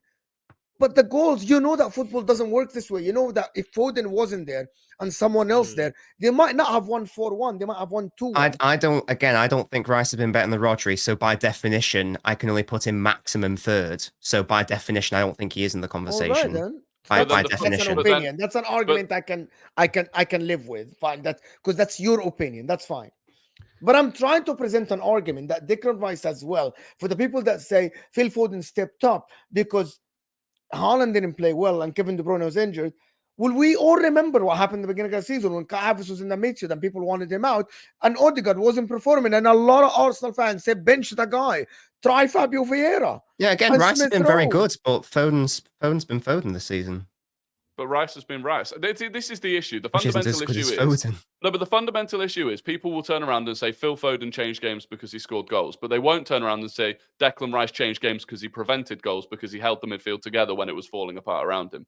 We do not draw or beat Man City in either of those games without Declan Rice. We don't beat Liverpool without Declan Rice. So many games this season, we don't take points if we have anyone other than Declan Rice in the midfield. But no one will acknowledge that because he didn't score the goals. Even when he did score the winner against Luton, for example, when he popped up with that header. He has changed so many games, but people don't appreciate that because he's not scoring goals because he's not an attacking player. Right, Rice has been. He has, by the way, as a DM, he has double digits GA in his first season in a position-based team, and that's only in the Premier League. No Europe, nothing. Only in the Premier. Nobody tells me that Declan Rice takes penalties. Number one, the guy went to a team. The guy went to a team. He was the third or the fourth set piece taker. Within some months, became number one set piece taker. Provided assist. By the way, a lot of people say that Arsenal have improved their set pieces numbers because he improved his set piece quality. Isn't that something that we should talk about? Why do people forget that he's a DM first year and has double digits GA? Again, I need to make it clear. Declan Rice has been fantastic this season. Okay. I I don't know if people are getting the wrong end of the stick here. I think he's been Arsenal's best player this season. Rodri has more GA than Rice. But I never said otherwise. Never said otherwise. But we sort of need to. Never said otherwise. In my opinion, like you just mentioned about the DM thing, for example. Yeah, he has been very good at DM, but there have been moments this season where, I was told earlier in the season that Declan Rice is the ultimate supreme single pivot 6 and that nothing can get past him. But I'm seeing Jorginho sit alongside him and help him out, which is totally understandable. So whilst Mo, you're saying that we need to push back against Foden a bit, likewise, I think there have been stages this season where people have oversold certain players, such as Rice, for example. Like I remember when Rodri was being left alone on an island against like Chelsea at Stamford Bridge, and people were like, Declan Rice would never, but he would. Without support, it's the same thing because no one can cover. Because we don't have a defensive midfielder in the world who is prime Fernandinho. No one can do that. So there has been. Have you ever thought that he played in that 8 role because no one else at Arsenal can do it? Have you ever thought it's the other way around, that he's the one that they put Jorginho there because no one else did the 8?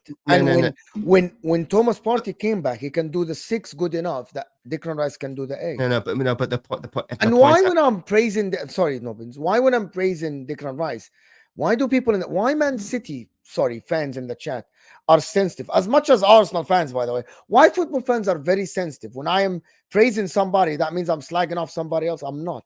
Foden has been excellent this season. I'm not making a point about an 8. No, that's fine. I'm not making a point about an 8, though. People in the chat, again, getting the wrong end of the stick. Bro. I'm talking about how Rice can't operate as a purely single pivot 6 and has not done for the majority at Arsenal this season. Whereas near the start of the season, people were saying that. He wasn't. Rory, you can look. You play in a 4-4-2. You don't play in a 4-3-3 or a 4-1-2, we do now, whatever. Yeah. We do now, but that was a change that Arteta made to make the midfield more balanced. Right, and you're therefore better as a consequence. When did he make that change? Yeah. I'm generally not trying to. So that literally proves my point. January time was when we made that change. But so the period from which you have been infinitely better. Do you mean? Yeah, but I'm not understanding what point you're trying to make. I'm making the point that not people here, but earlier in the season, people were telling me that Rice is a pure and out single pivot 6, and he can do that job to a world-class standard. I'm saying that, and people were comparing Rodri in the same way, saying Rodri can't do that, therefore Rice has got this on Rodri. I'm making the point that no, I don't agree with that. But the issue is that we don't have an 8 at the club. So Rice was playing as a single pivot 6, but with not even an 8 alongside him. Erdegaard is the closest we've got. Yeah, exactly. And there were games where he was struggling. Exactly. Because a single pivot 6 would still normally have an 8 that does defensive work alongside. No. Again, I'm not talking about what you've argued, Rory. These people were telling me that he could do it. He could lock up the midfield on his own. That's what people were telling me. I'm not saying you. I'm saying that there were many people at the start of the season saying that he would lock it up on his own. And that's why he's better than Rodri, for example, because Rodri can't do that. Rodri can't do it either. No, I know he can't. I know he can't. But no 6 can do that in the Premier League. Fernandinho can, to be fair. Fernandinho he did in the beginning of the season, Rice. The guy was playing with Kai Havertz and Odegaard around him. And since the switch, they've been a lot better, haven't they? So that proves my point. No, but all it proves is that he's better with someone that can do the defensive work. Yes, exactly. And that these people, again, not you, Rory, these people who were saying that were wrong. But again, this was the big talking point at the time in sort of like November, December time. Maybe this is just me and the shows I was going on, the people I was talking to, and the chat who was getting involved. Again, not saying it was you, Rory, not saying it was Mo, not even saying it was anyone in this chat, but there were many panel shows I went on at that time where people were saying he can absolutely lock up the midfield on his own. I mean, there are still examples I can give. Stamford Bridge is a good one. You went and did you concede 4 at Stamford Bridge?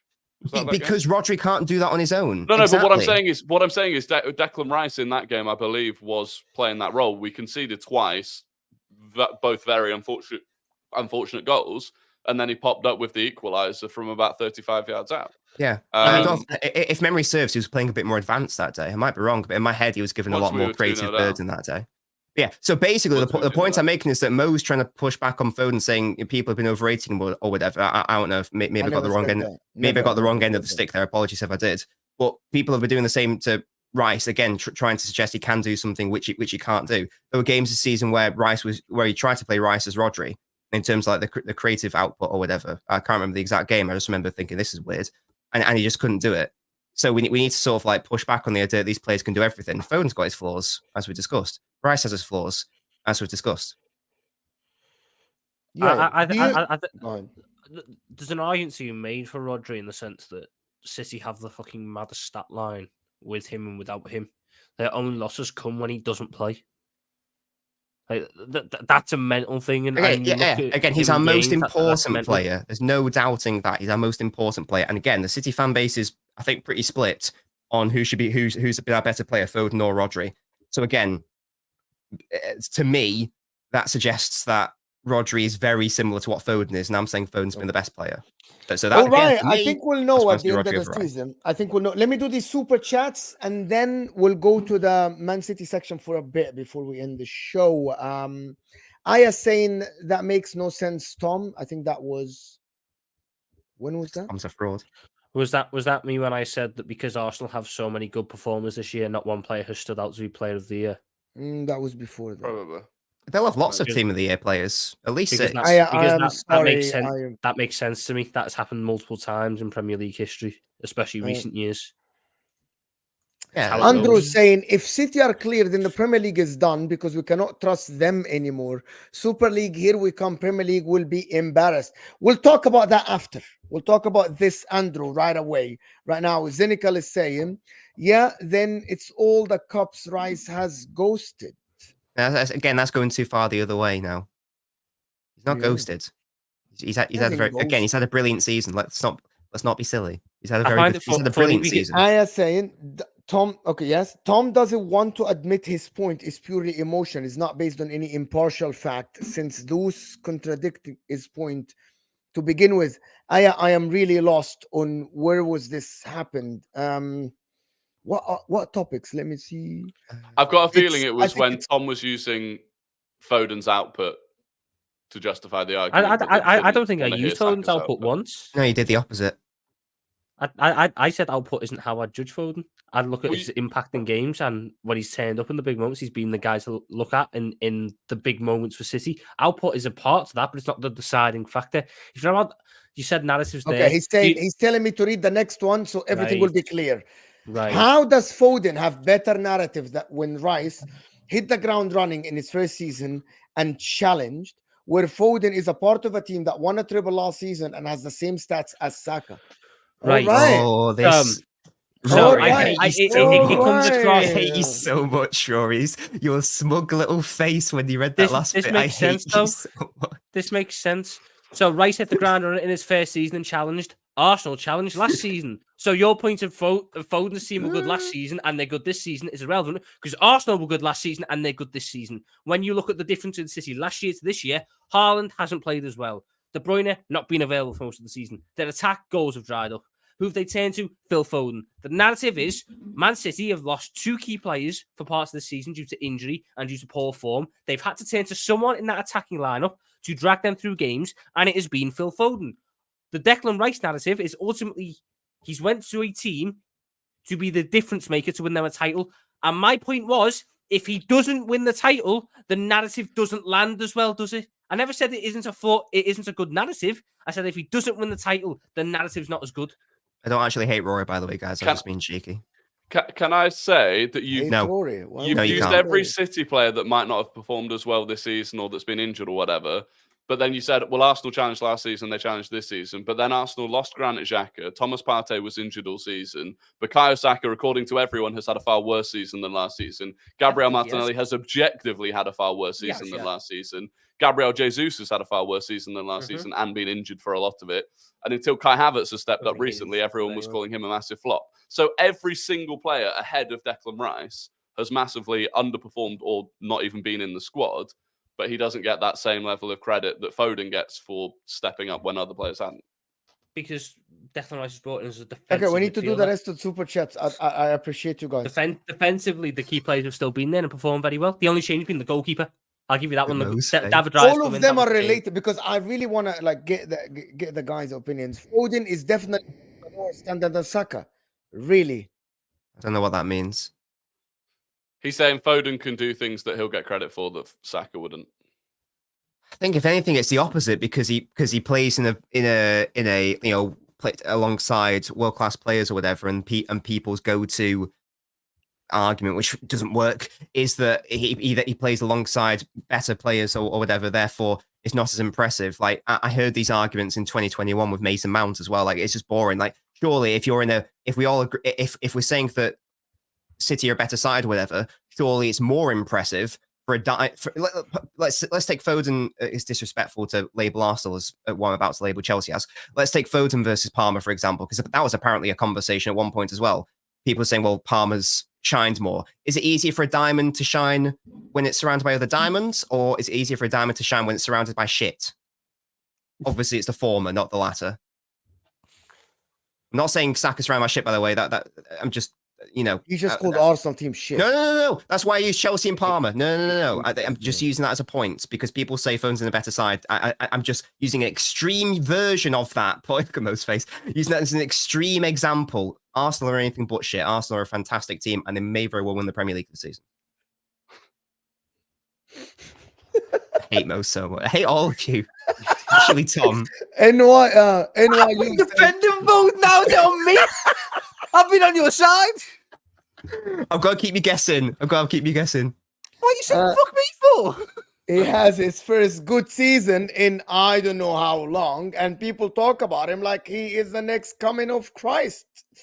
Wait. Very funny, interesting. He's had his first good season. Who's this? Sorry.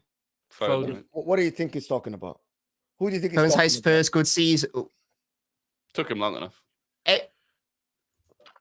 We're going to fall out. I'm not coming on these panels anymore. Right. Foden's we got one Friday show. We got to one Friday show and it's all gone. I can't tell if this is a troll or not for argument's sake because they've given money out. That's actually not a troll. That's actually he's actually right. being I will assume they're being sincere. In terms of like when Foden broke into the side, like I don't think it's fair to include his 17, 18, 18, 19 seasons because he's like was nowhere really near the team. And 1920 was his first proper season where he broke into the side. Very good season. 2020-21 season, unbelievable season. 21-22, again, very good season. Last season, he was on course to have his best season, but he got appendicitis, and he then got he got a foot injury at the World Cup. So the first half of the season was brilliant. He then got appendicitis, and then he got another foot injury. So the second half wasn't great. So last season was his only subpar season. To suggest this is his first good season is mental. This is his first world-class season. But yeah, that's if that's a real comment, that is insane.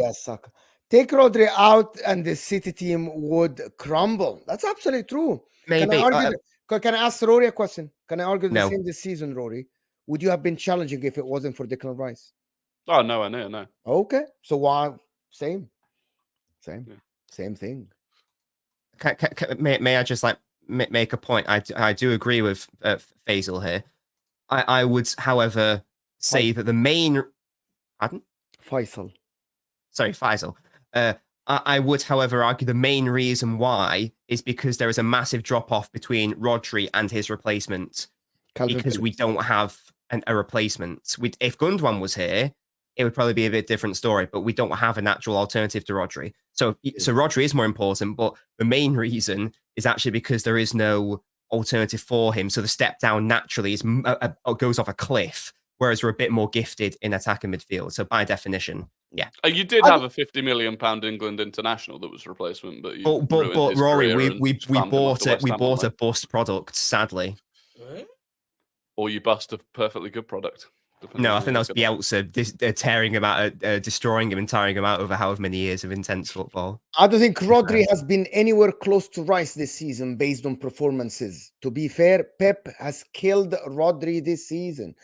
By the way, a lot of people, I'm not going to sit here and say it's Rodri's fault, but a lot of time, City fans after the games, their analysis that why is Rodri isolated? Why is he being in the midfield, not being able to stop transition football? Why do we concede a lot of chances? Because Rodri was left isolated in the middle. Simple as that. It's not his fault, but that's a fact. So thank you for this. It's absolutely a fact. Tevin, thank you, Tevin.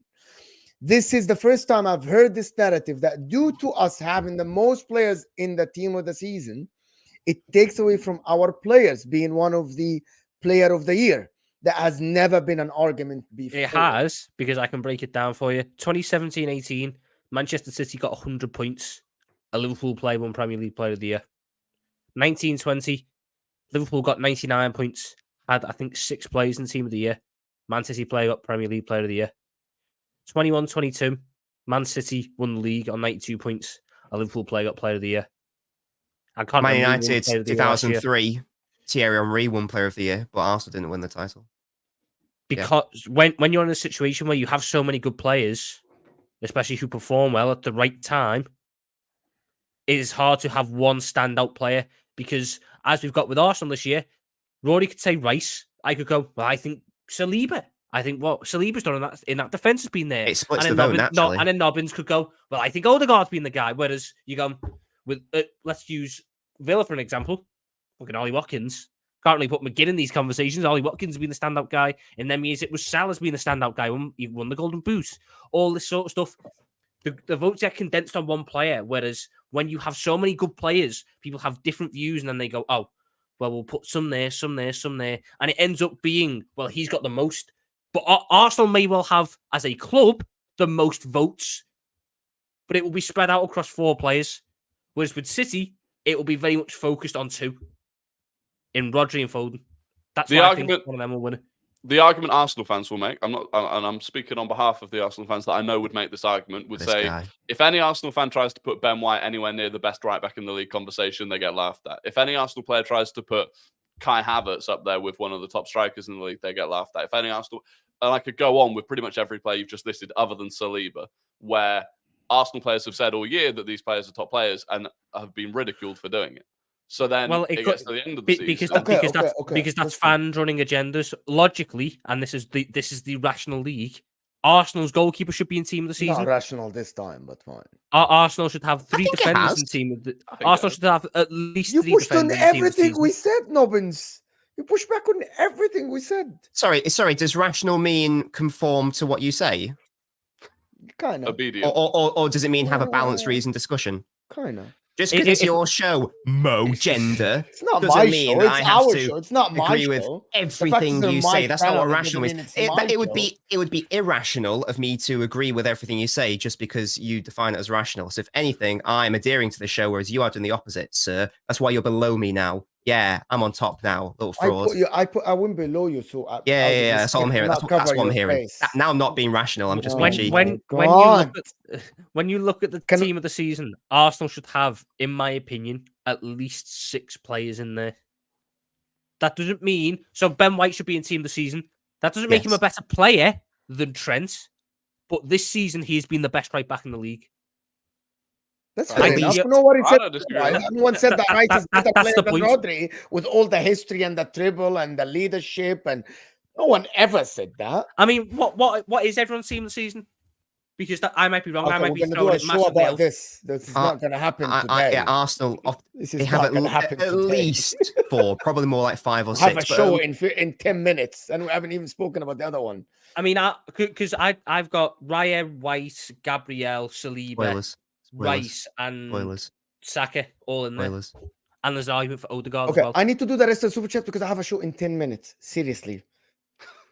With who? Who's more important than this lovely group? There's nobody more important, but I gave my word. I'm going to go to a breakaway. I'm going to go to a breakaway rational league with Rory and Tom, and you're not invited, Mo. I can actually give you an access to the channel. You guys can run the show. I can Big up, yeah. That's very simple. I trust a load of spam bots on it. I can literally link in bio. The access to StreamYard. You can freaking run the show, not me. We'll just sit here for 4 hours arguing over Foden or Rice. Yeah. Grealish's pectorals in bio.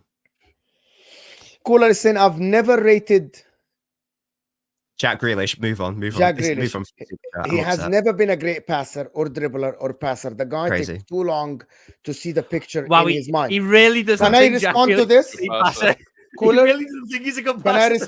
Can I respond to this? Jack Grealish is one of the most overrated players, especially because he joined Man City in the last 3 seasons to ever play in the Premier League. Caller, you are a legend. This Super Chat is A starter in the treble winning side is overrated. That is crazy. Because they had no better player, he started for them. Yeah, I'm gonna say this. Crazy, man. Caller, this is my opinion. Other opinions different. You're a legend for this super chat. Rational league, they said. Bro, it's an opinion. What is wrong with you? It's an opinion. Yeah, you could have a rational opinion though, Mo. This is a rational opinion, and I tried to you're right. it Overrated fraud. times, yeah, bro. I'll tell you who else was overrated. Yeah, Yap Stam when United won in '99. Gary Neville, he was overrated as well when they won in '99. I agree. Gary Neville is the most overrated right back in the history of the league. Yeah, that's mad. Rice is Arsenal's game changer for the season. Fair enough, AMT. He's been the best player. Totally agree. Totally agree. Thank you so much. Good stuff. NYU say Nobbins, the midfield got better because Havertz got taken out of it, not because of Rice. No, I think the midfield got better because Rice was given less defensive burden. I agree actually, because we tried putting Trossard in there and it was the same problem. Didn't want you tried to put Emil Smith through, you tried everyone there. Why has there been that recent obsession with our three teams trying to put a striker in centre mid? Because you've done it with Trossard. Pep did it first with Alvarez, and because we did it with Gakpo. And that is a discussion for another day. Your manager's copy mine. So, oh my God, he did it on purpose to sabotage you guys, knowing that you would copy. NYU. Unreal. Thank you for the super chat. Both answered, and Rory, the Arsenal fan, disagree with you. Caller, we cannot burn all the content when we have an empty summer now. That doesn't work. Pep is not the one who says Jack Grealish shouldn't finish his chances too early. Wingers have a lot of freedom in Pep's system. No one restricted them. I agree. He's get better at finishing. There is a reason why Pep Guardiola said that we need a better GA from him. So I agree. Right, I agree. He could be scoring more goals, but to say he's overrated or rubbish is. I said last season, the treble season, he's the dispensable part in that team. Yeah, that's silly because that's my opinion. Because he was our best. He was arguably our best player in the in the quarterfinals and semifinals of the Champions League. Oh, yeah, right, crazy. Dispensable though. Plus, Rice had 100 million price tag on his back. Another argument. Thank you. So because Rice cost a lot of money, that means now he said plus. So don't just limit the super chat to. Don't forget the plus. He had an argument before. Aya had an argument before. I'm sorry, right? I'm not. And they're adding a plus there. So don't be fraudulent and do I'm not using price tag when it comes down to player of the year. Just that's how much money you cost does not affect how good you were. AMT saying, but Arsenal last season dropped off 9 games on spare. We're still in it now. Maybe that's because of Declan Rice. Maybe that's because of the Rice. You'll never know, AMT, but that's very true. Player of the year should be between Palmer and Rice. Well, that's very fraudulent. Who is inviting Cole Palmer? Foden had a decent season stats-wise, playing for the best team in Europe, but got similar numbers to Saka, who's underwhelmed. But Foden is the best in this season. Yes, he is. Yes, he is.